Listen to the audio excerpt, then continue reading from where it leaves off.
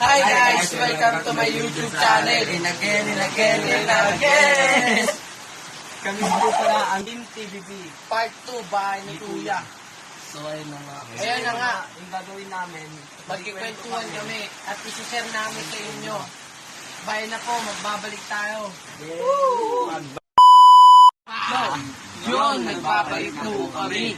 Ito na po ang kwentuhan ng bahay ni Kuya, Part 2. Oy. Magkikwento.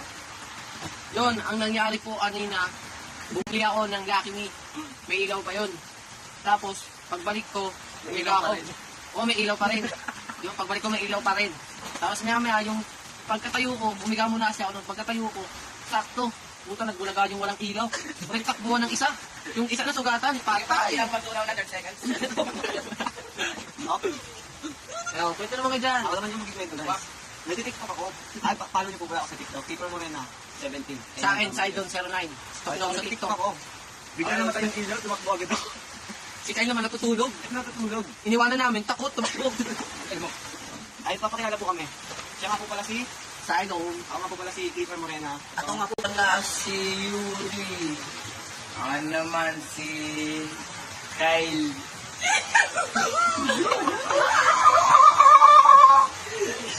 Opat.